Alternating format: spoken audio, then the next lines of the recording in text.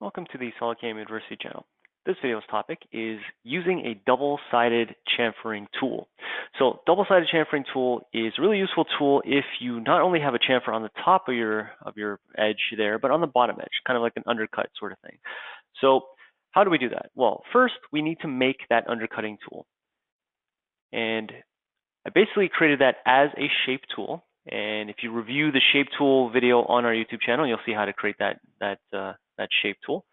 Essentially, all we're doing is just using the building blocks from the shape tool manager and then building two cones, one facing each other and then with a shank. But that's a very simple thing. And again, just review the shape tool video on how to do that. But now that that's created, how do we actually use that in operations for things like these chamfers? There's actually two ways to do it, and each has its pluses and minuses. So we'll go through that real quick.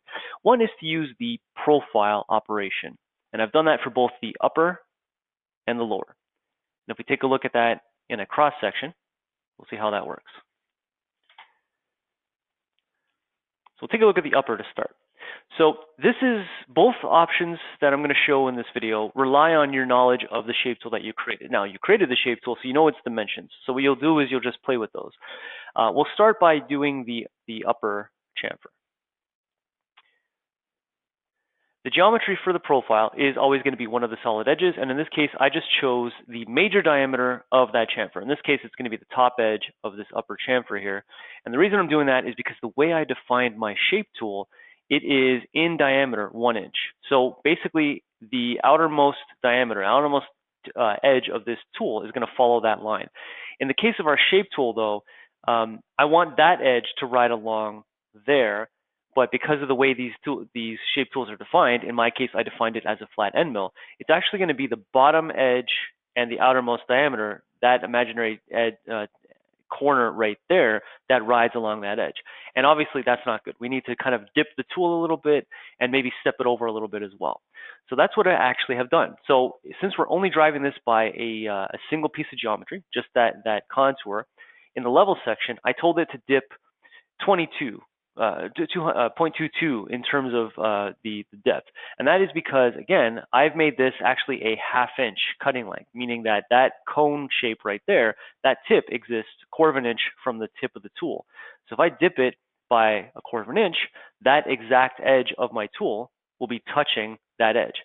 But obviously, because I'm trying to do a chamfer here, I might not want to use that exact edge. I might have a corner radius on there, something like that. Maybe the insert on my tool has a corner radius.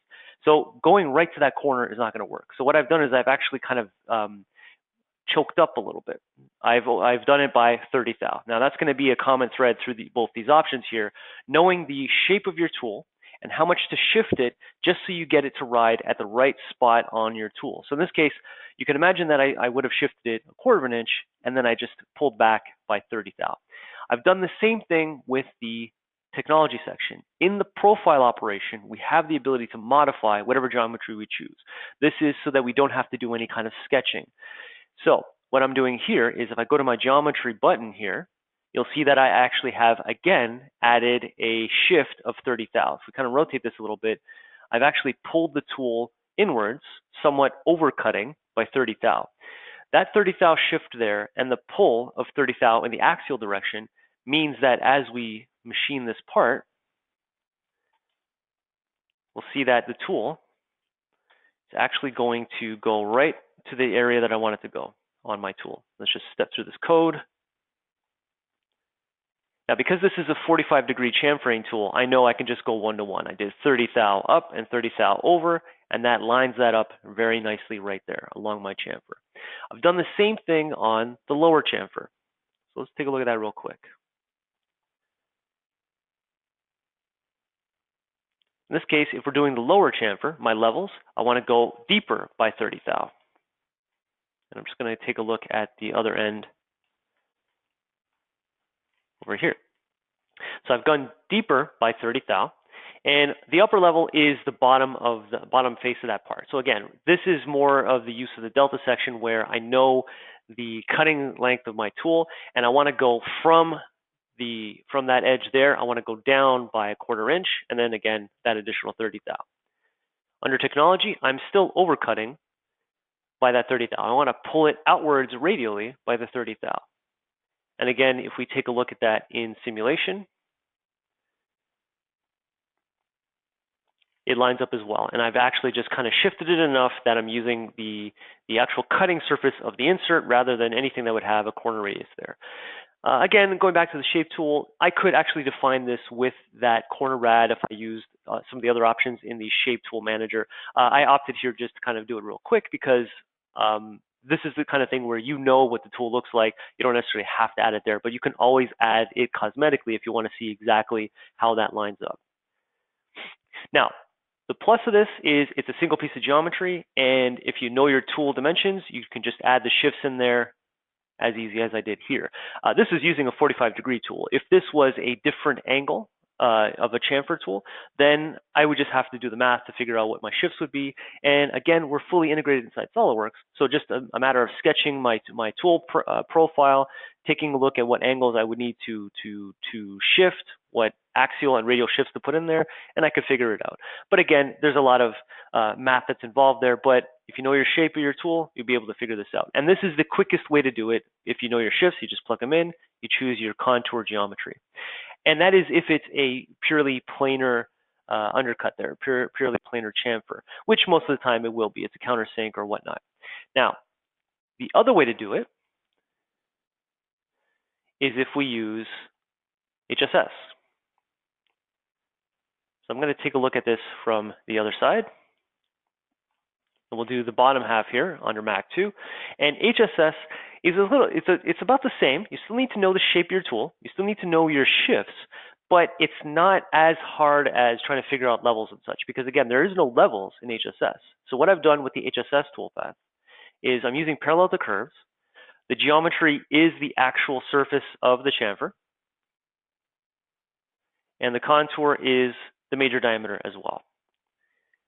To do the shifts here, if I go to Tool Control and use user-defined point, what I'm actually doing is rather than using any of the bottom corners like I mentioned before, I'm actually just driving it by a user-defined point. In this case, it is the shift from the center axis by, in this case, I have a 1-inch diameter on my tool. I've choked back by the 30 thou here. So I've defined this tool to have an active tangent point of 0.47, and then you can see here that I have that drop of the 22. Now the difference between this and the other one is you can see that it's a little more related to the tool. So what this allows me to do is reuse this function over and over again without having to actually look at the upper level of the toolpath, the lower level of the toolpath. I could define it as having this particular shift. If we take a look at the one for the lower, it's a similar methodology. You can see that I still have that 0.47 shift, but now I've dropped it by that much for the lower half. This is again telling it that the active tangent point that I'm going to use in HSS is on the top half of the tool. All of those basically generate a toolpath that's similar to what you saw with the profile. The difference here is driving it by the surface and telling it which active tool point I'd like to use along that surface allows me to just kind of reuse this over and over again. I don't have to look at the upper level.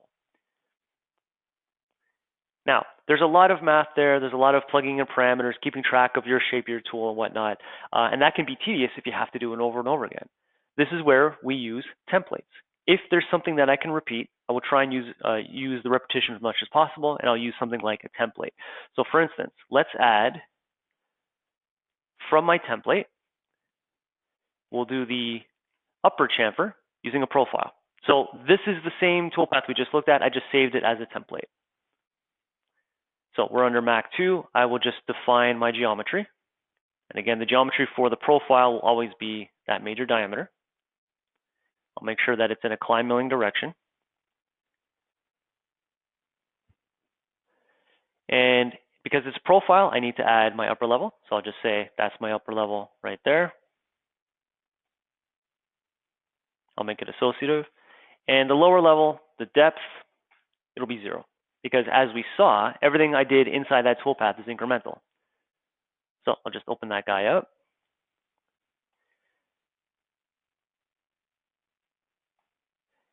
Okay, so there's my geometry pre-selected. My tool was pre-selected because it's a template.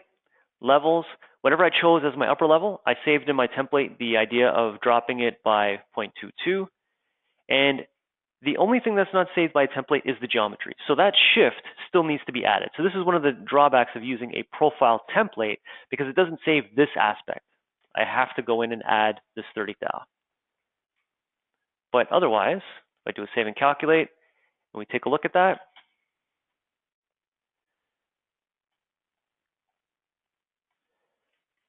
it creates my proper toolpath. So you can create a template, it's just, it doesn't save the bit of the geometry there, so we have to add that shift. But if you were starting from scratch and you needed to generate that toolpath, it's just as simple as doing the HSS one. You're still doing the shifts and all that. But when it comes to the template, because HSS is driven by the surface and pretty much nothing else, I can go and do the lower chamfer with HSS template. Again, this is a pure copy of the original one. And in this case, my geometry is just the surface. Now, I can only choose the surface there, but if I click OK, there is a second level of geometry that I have to choose. Again, so this drawback for this template is the fact that I have to go in here and choose the major diameter of that surface.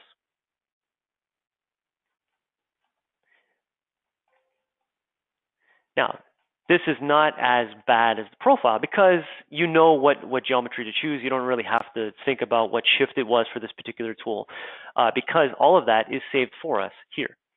So those same shifts are saved there for me, and it's always this same dip in the axial direction for this tool because I know the shape of my tool. I will always have to dip that much.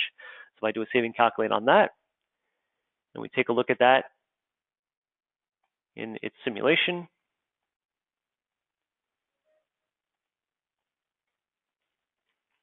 it automatically will do that. So it depends on what you're looking for. If you want to do these from scratch, they're about the same. You just need to know the shape of your tool, which you would know anyway from creating the shape tool. But once you save everything, or you save the procedure as either a description of the tool, because remember, you can always add a script to the tool. So when you pull it from your tool library, you can add notes there that say basically, every time you use this tool, make sure you do a shift of X and Y. Or if you do templates for that repetition, what you get is what you see here. You can just basically choose the geometries and recalculate based off of the previous data, the shifts that are in there. So it's a matter of what you're looking for in terms of usability, but this shape of tool is easy enough to use with the background knowledge. Any questions on this or anything else from SolidCAM, just give us a call at 1-866-975-1115, extension 2.